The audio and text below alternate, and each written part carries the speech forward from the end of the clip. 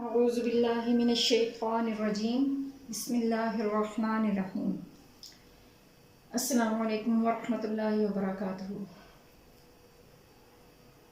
नाज़रीन,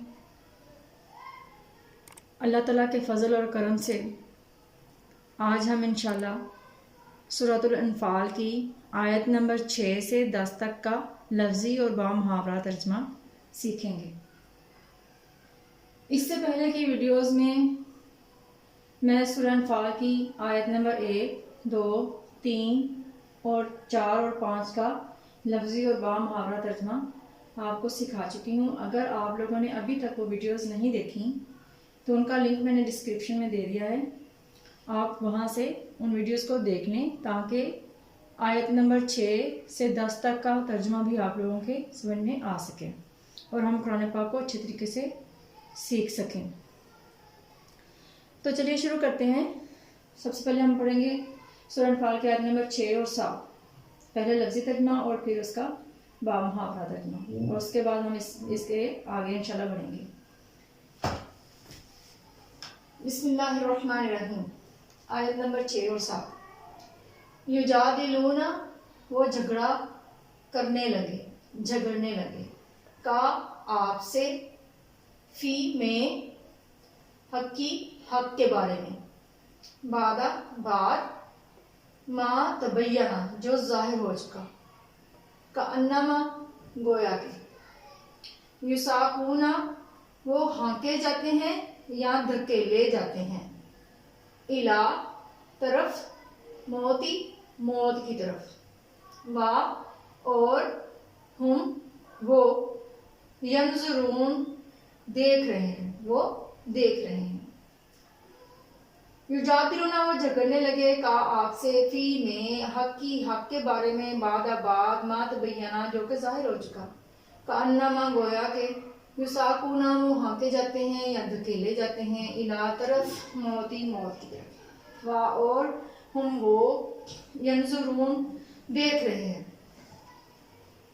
वा और, इस जब, याईदु वादा करता था, तुमसे, अल्लाह ताला, इहदा के एक, ताइफतैनी दो ग्रोहों में से, अन्नहा ये के, लाकुम तुम्हारा हो जाएगा, तुम्हारा हो जाएगा, लाकुम तुम्हारा हो जाएगा, वतवद्दूना और तुम चाहते थे, अन्ना ये के, गैरा बगैर, ज़ात शौकती शान शौकत वाला यानी बगैर हथियार के, तकूना हो, लाकुम तुम्हारा, वायुरीदु और चाहता था अल्लाह ताला, अन ये के, युहिक्का साबित कर दे, अल हक्का हक को, बी साथ, कलिमाती कलमात के ही अपने, कलिमात को अरबी में ऐसे लिखते हैं, उर्दू में इस तरीके से लिखते हैं।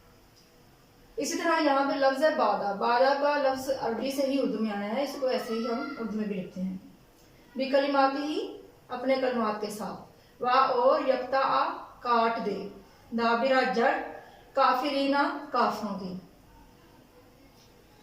वाइस और जब याईदु वादा करता था, तुमसे अल्लाह ताला, एहदा के एक, ताइफतैनी दो ग्रोहों में से, अन्ना ये के, लाकुम तुम्हारा हो जाएगा, वतवद्दूना तुम चाहते थे, अन्ना ये के बगैर, गैरा बगैर, ज़ात शौकती शान शौकत वाला यानी जो बगैर हथियार के था, तकून हो लाकुम तुम्हारा, वयुरीदु और चाहता था अल्लाह ताला, अन ये के युहिक्का साबित कर दे हक्का हक को, बिकलिमाती अपने कलमात के साथ, वयक्ता और काट दे, दाबिरा जड़, काफिरीना काफिरों की। अब हम इन्हीं दो आयतों का बामुहावरा तर्जुमा पढ़ते हैं और समझने की कोशिश करते हैं। बिस्मिल्लाहिर्रहमानिर्रहीम। युजादिलूनका फिल हक्की बादा मा तबय्यना का अन्नमा युसाकूना इलल मौती व हुम यंजुरून। वो लोग हक बात में इसके जाहिर होने के पीछे तुमसे झगड़ने लगे, गोया मौत की तरफ धकेले जा रहे हों और वो उसे देख रहे हैं। व्यूअर्स, इस आयत के तर्जमे में अल्लाह ताला ने क्या बात फरमा रहा है कि वो लोग हक बात में इसके जाहिर होने के पीछे तुमसे झगड़ने लगे, गोया मौत की तरफ धकेले जा रहे हैं, उनको बहुत ही मुश्किल लग रहा है और वो ऐसे लग रहा है जैसे उनको मौत की तरफ लेके जा रहा है और वो अपनी मौत को देख रहे हैं। अब कौन लोग झगड़ने लगे और उनको क्यों मुश्किल लग रहा था, किस तरफ जाना मुश्किल लग रहा था, इस बात को समझने के लिए हमें देखना पड़ेगा इससे पहले वाली आयत के तर्जमे को, आयत नंबर 5 के तर्जमे को। तो आयत नंबर 5 के तर्जमे में हमने पढ़ा था कि अल्लाह ताला इसमें फरमा रहे हैं कि उस वक़्त को याद करो जब अल्लाह रब्बुल इज़्ज़त ने आपको तदबीर के साथ आपके घर से निकाला और उस वक़्त मोमिनों की एक जमात जो थी वो नाखुश थी। तो उस आयत में हमने ये पढ़ा था कि इस हिजरत मदीना जो आप सल्लल्लाहु अलैहि वसल्लम ने और तमाम सहाबा ने मक्का से मदीना की तरफ की थी, उस हिजरत का जिक्र उस आयत में हुआ था कि उस वक्त भी अल्लाह ताला ने मुसलमानों को तदबीर के साथ ये हुक्म दिया कि हिजरत कर जाए मदीना की तरफ, जबकि कुछ लोग जो थे वो नाखुश थे हिजरत करने में, अपना घर बार छोड़ कर जाना बहुत मुश्किल लग रहा था। लेकिन बाद के वक़्त में मुसलमानों को भी ये बात वाज़ी हो गई और कुफार को भी वाज़ी हो गई कि मुसलमानों का घर बार छोड़कर जाने में अल्लाह ताला की एक तदबीर थी, हिकमत थी। वो हिकमत ये थी कि अल्लाह ताला एक नई इस्लामी रियासत को कायम करना चाहता था। तो यहाँ पर इस बात का जिक्र क्यों किया गया? यहाँ पर इस बात का जिक्र इसलिए किया गया कि इन आयात में गज़ा बदर का जिक्र हो रहा है। अब गज़ा बदर में कुफार की तादाद ज़्यादा थी और मुसलमानों की तादाद जो थी वो कम थी। कुफार के पास हथियार ज़्यादा थे, मुसलमानों के पास हथियार भी इतने ज़्यादा नहीं थे। तो इसीलिए मुसलमानों को उस जंग में जाना बहुत मुश्किल लग रहा था। तो इसी बारे में आप सल्लल्लाहु अलैहि वसल्लम ने जब सहाबा से मशवरा किया तो कुछ लोगों ने इस बात को बहुत तंगी महसूस की कि उनको यूँ लग रहा था जैसे उनको मौत की तरफ धकेला जा रहा हो और अपनी मौत को देख रहे हैं। उनको यूँ लग रहा था कि अगर वो उनको कुफार से मुकाबला करेंगे तो यकीनी तौर पर मारे जाएंगे। तो इस आयत में उसी वाक़े की तरफ इशारा हो रहा है जब सहाबा कराम ने इस तरह की जो महसूस किया इस तरह की बात को। लेकिन बाद में कुछ दीगर सहाबा ने अपनी मलबा अंगेज तकरीरों से मुसलमानों को दिखाया और ये बात समझाने की कोशिश की कि अल्लाह रब्बुल इज़्ज़त पर हमें यकीन और भरोसा रखना चाहिए। तो उसके बाद सारे मुसलमान जो थे वो राज़ी हो गए। अब आगे चलते हैं अगली आयत में।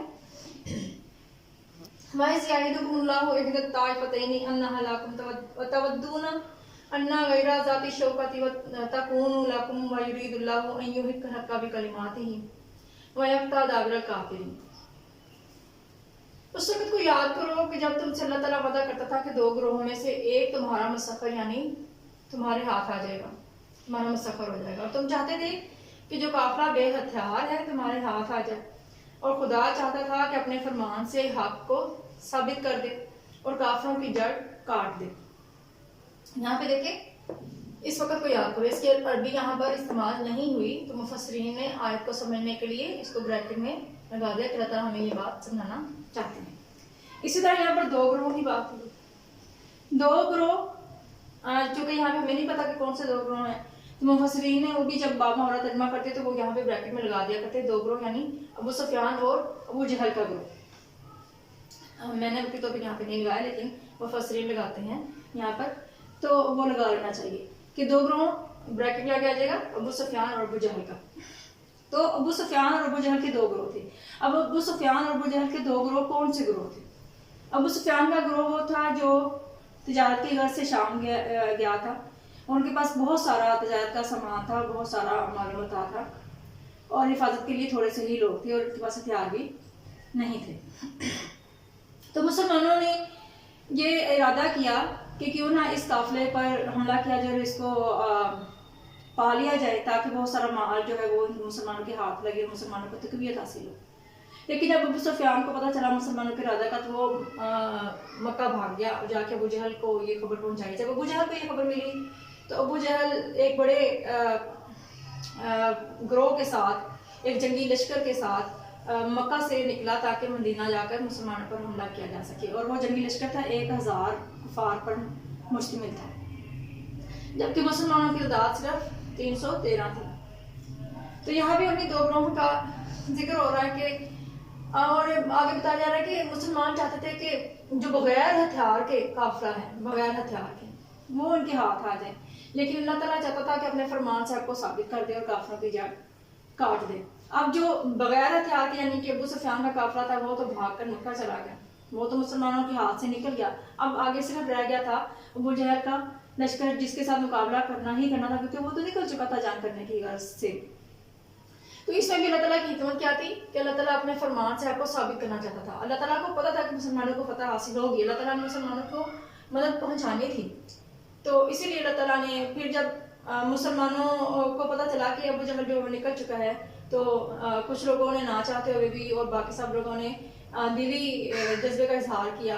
और जब जो लोग नहीं चाहते थे इस जंग में जाना, उन लोगों को जब समझाया गया तो वो भी इस बात पर राजी हो गए और पूरी जज्बे के साथ वलवले के साथ कुफार का मुकाबला करने के लिए निकले।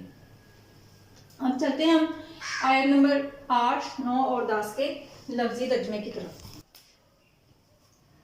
आयत नंबर 8, लियुहिक्का ताकि साबित कर दे, हक्का हक को सच को, वा और युक्तिला झूठ साबित कर दे, बातिला झूठ को, वा और लो अगरचे कारिहा नाखुश हों, मुजरिमूना मुजरिम लोग मुशरिक लोग, मुजरिमूना मुजरिम की जमा है, तो उर्दू में भी हम मुजरिम इस तरह से इस्तेमाल करते हैं। यहाँ पर मुजरिम से मुराद मुशरिक लोग हैं।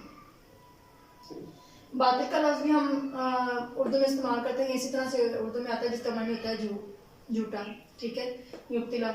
इस तरह हक्का भी लफ्ज हम उर्दू में इस्तेमाल करते हैं। तो इस तरह से अगर आप समझेंगे तो आपको लफ्जी तर्जुमा समझना बहुत आसान हो जाएगा। लियुहिक्का ताकि साबित कर दे, हक्का हक को या सच को, वयुक्तिला और झूठ साबित कर दे, बातिला झूठ को, वलो और गरचे कारिहा नाखुश हों, मुजरिमूना मुजरिम, इस जब तस्तवी सूना तुम फरियाद करते थे, रब्बाकुम तुम्हारे रब से या अपने रब से, कुम यहाँ पर तुम्हारा जमा का सिगा है, जमा हाजिर, ठीक है, रब्बा रब, तो तुम अपने रब से फरियाद करते थे। फा तो इस्तजाबा कबूल कर ली, लाकुम तुम्हारी, तो अल्लाह ने तुम्हारी दुआ कबूल कर ली, अन्ना ये कि मैं मुमिद्दु मदद करूंगा, कुम तुम्हारी, बी 7 अल्फिन हजार, मीन से मलाइकती फरिश्तों से, मुर्दिफीन जो एक दूसरे के पीछे आने वाले हों, यानी एक दूसरे के पीछे लगातार आते जाएंगे। तो अल्लाह ताला यहाँ पे फरमाया कि जब तुम फरियाद करते थे अपने रब से, तो उसने तुम्हारी दुआ कबूल कर ली कि मैं मदद करूंगा तुम्हारी 1000 फरिश्तों के साथ जो एक दूसरे के पीछे आते जाएंगे, लगातार आते जाएंगे। वाह और माँ नहीं, यहाँ पर माँ का लफ्ज नहीं के मायने में है, कहीं पर ये माँ का लफ्ज जो के मायने में आता है, कहीं पर ये नहीं के मायने में आता है। यहाँ पर नहीं के मायने में आया है। वाह और माँ नहीं, जाअला बनाया, हो इसको, यानी इस बात को अल्लाह ने नहीं बनाया, अल्लाह ने, इल्ला सिवाय इसके के, बुशरा बशारत, यानी अल्लाह ताला ने इस बात को सिर्फ बशारत ही बनाया है, खुशखबरी ही बनाया है। वाह और लितत्मइन्ना ताकि सुकून हासिल करे, इत्मीनान हासिल करे, तत्मइन्ना से ही लफ्ज इत्मीनान निकला है, जिसको हम उर्दू में भी इस्तेमाल करते हैं, ताकि इत्मीनान हासिल करें या सुकून हासिल करें। बिही इससे, कुलूबुकुम तुम्हारे दिल, कुलूबुकुम तुम्हारे दिल, कुलूब कल्ब की जमा है, यहाँ पे ये मैंने कल्ब लगा से करके लिखा है ताकि आपको समझ में आए, इसको भी हम उर्दू में इसी तरह से इस्तेमाल करते हैं। वाह और माँ नहीं, अन्नस्रु मदद, इल्ला सिवाय, मीन से, इंदी पास से, अल्लाह ही अल्लाह, यानी सिर्फ मदद तो सिर्फ अल्लाह ही के पास है, अल्लाह ही की तरफ से है। इन्नल्लाह बेशक अल्लाह अजीजुल गालिब हकीमुन हिकमत वाला है, बेशक अल्लाह ताला गालिब हिकमत वाला है। ये हो गया लफ्ज़ी तर्जुमा इन्हीं तीनों आयतों का। अब हम चलते हैं कि बा मुहावरा तर्जुमे की तरफ। बा मुहावरा तर्जुमा, बिस्मिल्लाहिर्रहमानिर्रहीम। लियुहिक्कल हक्का व युब्तिल बातिला वलौ करिहल मुजरिमून, ताकि सच को सच और झूठ को झूठ साबित कर दे, अगरचे मुशरिक नाखुश ही हों। इस तस्तगीसूना रब्बकुम फस्तजाबा लकुम अन्नी मुमिद्दुकुम बिअल्फिम मिनल मलाइकति मुर्दिफीन।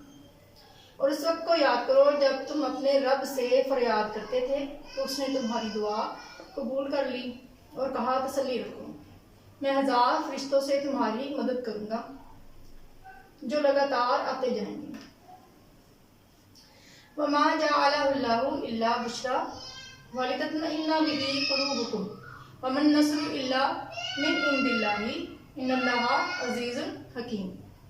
और इस मदद को अल्लाह ने महज बशारत बनाया ताकि तुम्हारे दिल इससे इत्मीनान हासिल करें, और मदद तो सिर्फ अल्लाह ही की तरफ से है। इन्नल्लाहा अज़ीज़ुन हकीम, बेशक अल्लाह ताला वाले हिकमत वाला है।